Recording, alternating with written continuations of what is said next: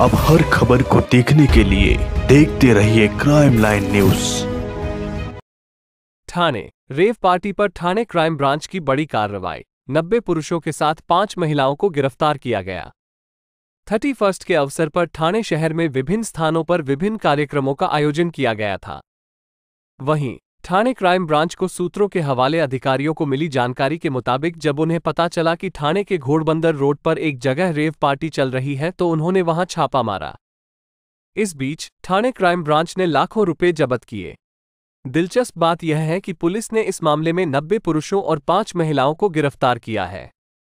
आज दोपहर उन्हें ठाणे कोर्ट में पेश किया जाएगा। उक्त मामले में पार्टी के 2 आयोजकों को भी गिरफ्तार किया गया है। इन आरोपियों से पूछताछ जारी है और आगे की जांच जारी है, पुलिस उपायुक्त शिवराज पाटिल ने कहा है।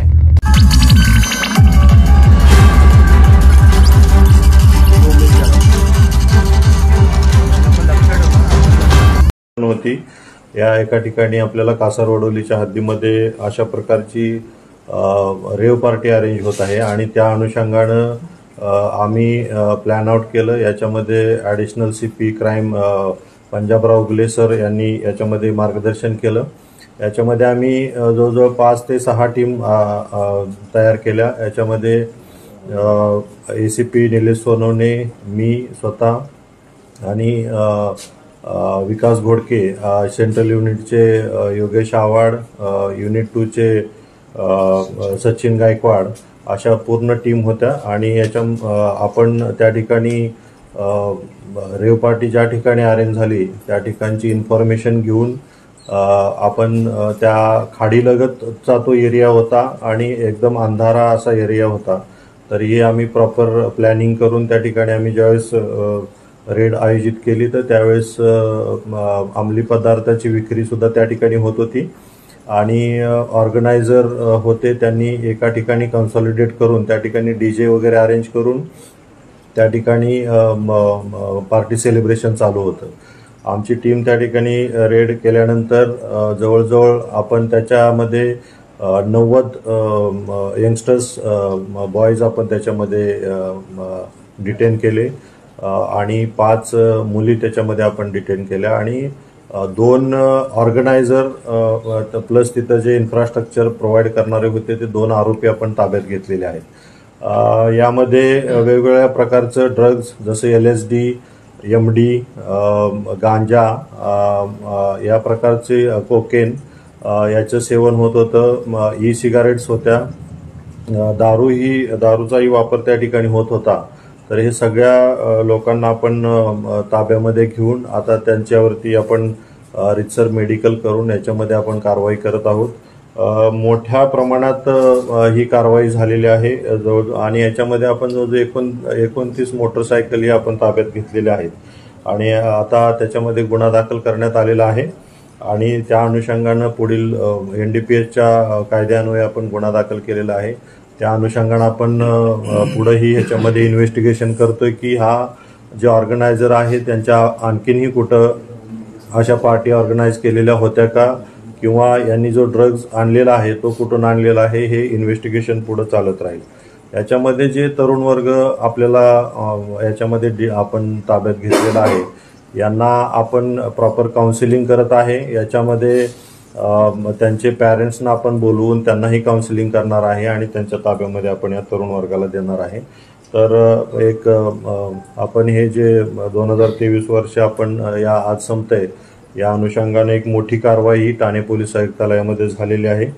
आणखीनही आपण बघत असाल या 3-4 दिवसामध्ये ऑल आउट ऑपरेशन असेल आणि आपल्या वैयक्तिक सेंट्रल खंडणीविरोधी पथकाने सुद्धा याच्यामध्ये अंमली पदार्थ विरोधी कारवाई केलेली आहे। अंमली पदार्थ विरोधी पथकानेही मोठ्या प्रमाणात MD त्या ठिकाणी पकडलेला आहे, युनिट 1 ने पकडलेला आहे, युनिट 5 ने पकडलेला आहे। तर अंमली पदार्थाची जी विक्री आहे त्याच्यावरती निश्चित स्वरूपामध्ये आपलं कारवाई चालू आहेत आणि अशा पद्धतीने कारवाई चालू राहणार आहेत आणि याच्यामध्ये मुळाशी जाऊन आपण या कुठून अंमली पदार्थ येतो याच्यामध्ये आपण निश्चित बघणार आहे।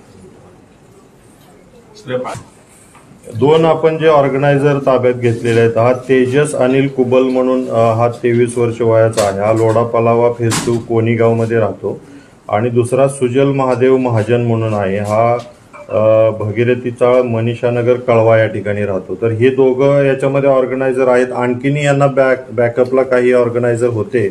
आता त्याचं इन्व्हेस्टिगेशन चालू आहे.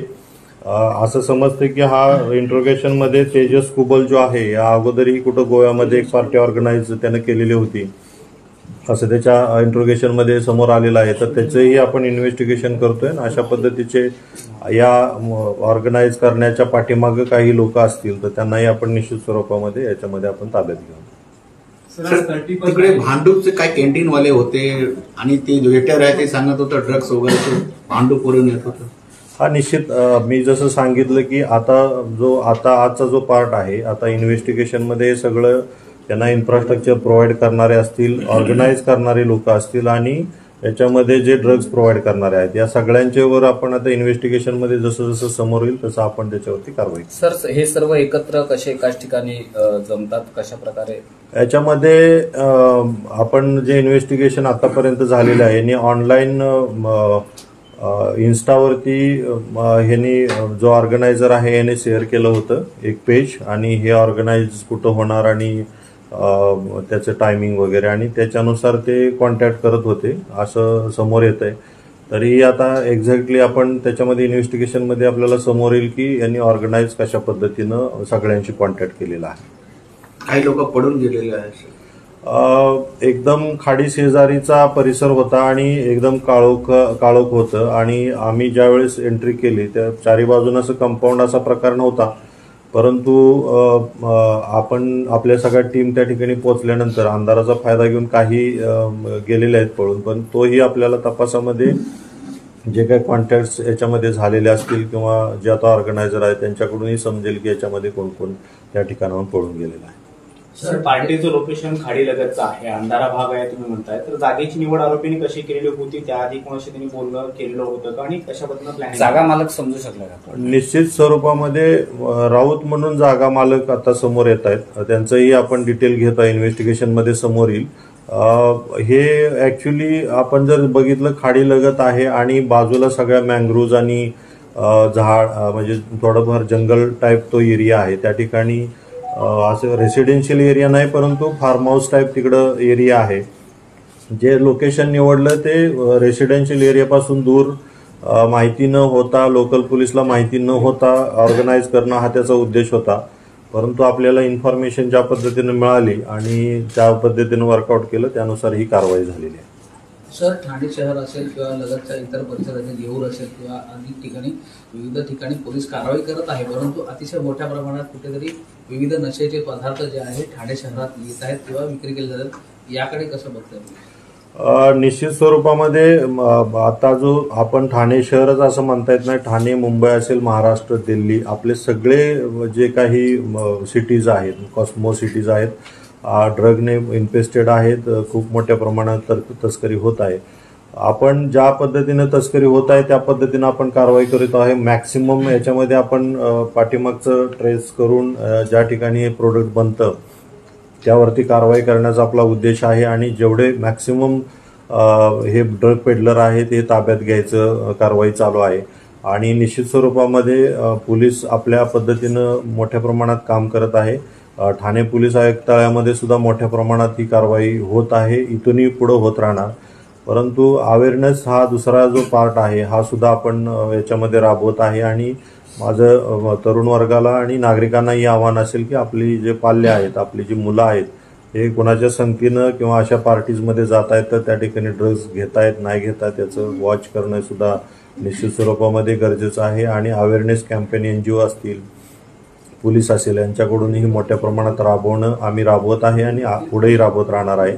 तर हे मल्टी इंटिग्रेटेड अप्रोच आपल्याला ह्याच्यामध्ये ठेवणं अपेक्षित आहे आणि जे काही विक्री करणारे पेडलर्स आहेत त्याच्यावर निश्चित स्वरूपामध्ये आपण